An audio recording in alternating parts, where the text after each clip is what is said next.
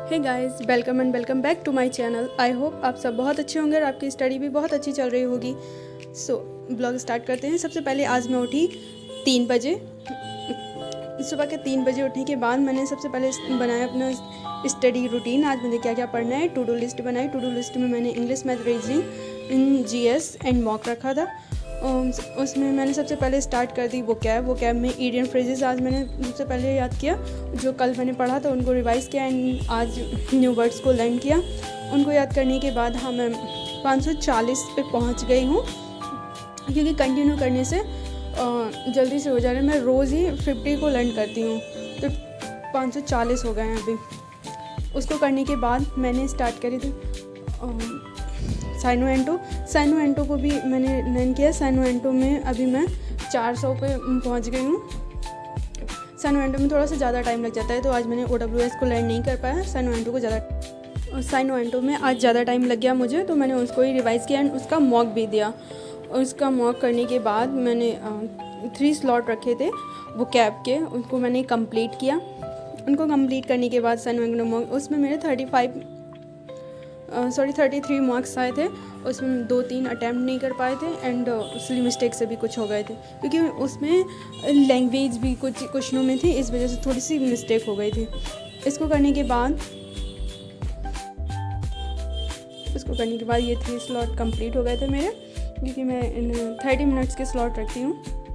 उसके बाद मैंने इंग्लिश स्टार्ट कर दी। इंग्लिश में आज मैंने 60 इम्पॉर्टेंट रूल्स होते हैं इंग्लिश में, रानी मैम ने पढ़ा रखे हैं, उन्हीं का 1 शॉर्ट पढ़ा हुआ है, उसी से मैंने कंप्लीट किया था इसको करने के बाद फिर मैंने इंग्लिश में मॉक भी दिया था एंड बुक से भी कुछ प्रैक्टिस करी थी।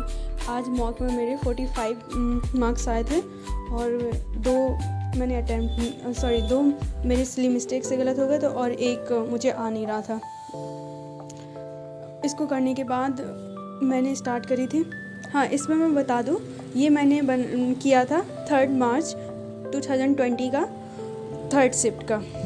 इसमें मेरे 2 गलत हो गए थे और एक तो था डायरेक्ट इनडायरेक्ट का एंड एक क्लोज टेस्ट का था।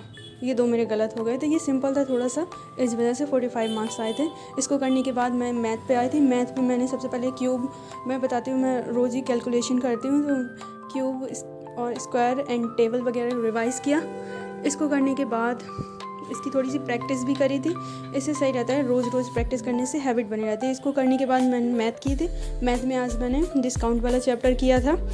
डिस्काउंट का चैप्टर पहले मैंने क्वेश्चंस जो मैं नोट करती हूँ उनको प्रैक्टिस करती हूँ, उसके बाद मैं बुक से भी प्रैक्टिस करती हूँ, और अगर इसका सेक्शनल मॉक होता है तो उसका सेक्शनल मॉक भी दे देती हूँ, और जो क्वेश्चंस नहीं आते उनको नोट डाउन कर लेती हूँ एंड उनको बाद में रिवाइज़ करने की कोशिश करती हूँ और उनको 1-2 बार और देख लेती हूँ ताकि हो जाए।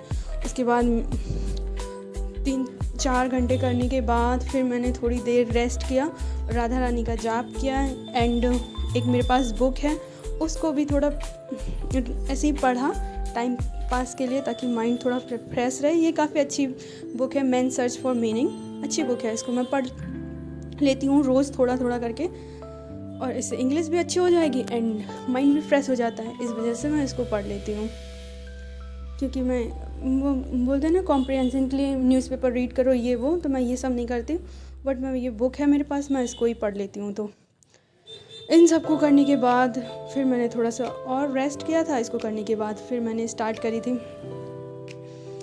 मॉक, रीजनिंग का मॉक दिया मैंने। रीजनिंग के मॉक में आज 43 मार्क्स आए। एक सिली मिस्टेक होगी, वो भी किस में, ब्लड रिलेशन वाले क्वेश्चंस में। उसमें फादर एंड सन का पूछा गया था।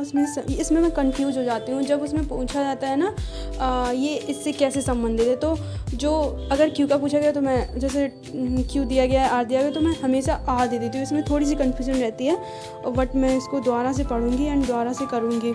इसमें जो पूछा गया था मैंने उल्टा बता दिया था। और वैसे भी रीजनिंग में सिली मिस्टेक्स के ही ज़्यादातर चांस होते हैं, क्योंकि रीजनिंग में तो अधिकतर लोग कर ही लेते हैं, तो इस वजह से इसमें प्रैक्टिस ज़्यादा करनी होती है। तो थोड़ा सा ध्यान देना कि रीजनिंग में ज़्यादा से ज़्यादा प्रैक्टिस कर सकें, क्योंकि उसमें टाइम भी बहुत कम लगना चाहिए एंड 100% एक्यूरेसी भी हो जाना चाहिए।